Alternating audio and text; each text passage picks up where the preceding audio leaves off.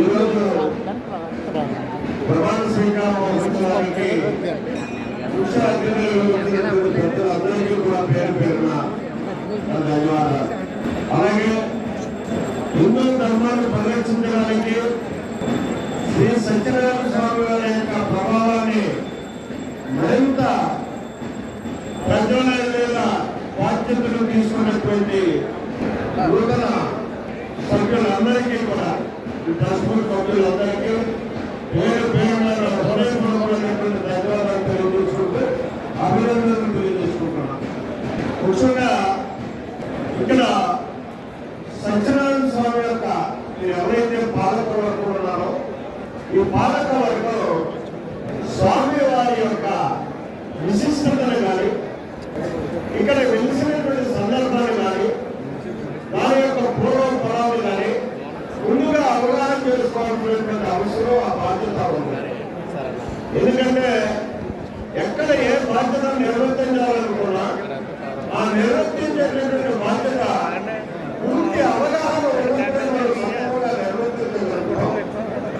అంతేగాని ఏదో ప్రభుత్వం బాధ్యతలు అభ్యర్థులు ఇది చంద్రబాబు నాయుడు గారు అభ్యర్థులు అంటే హిందూ ధర్మాన్ని ప్రదర్శిస్తారని ఆ ధర్మాన్ని మరింత ప్రజలకు దాస్తారని ఈ అందరికీ కూడా బాధ్యత తెలియని పరిస్థితి ఉంది. ఆ బాధ్యతను సంకల్పంగా మీరు నిర్వర్తించాలనుకున్నప్పుడు ఖచ్చితంగా నేను ముందు నమోదు చేసినటువంటి ఆ అంశాన్ని దృష్టి పెట్టుకోవాల్సినటువంటి అవసరం ఉంటుంది. ఇకపోతే ఇవాళ రాష్ట్ర వ్యాప్తంగా కూడా ఇక్కడ మన జిల్లాకే పరిమితమైనది పార్లమెంటు సభ్యులు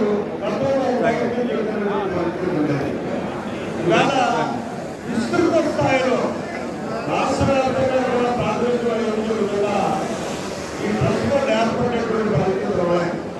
దీని మీద ఒకటి మాత్రం నేను ఇవాళ ప్రమాణ స్వీకారం చేసినటువంటి ట్రస్ట్ సభ్యులకి నా అనుభవపూర్వకంగా తిరుమల తిరుపతి దేవస్థానం సంపూర్ణ నా అనుభవంలో ఉన్నటువంటి సంగతుల్ని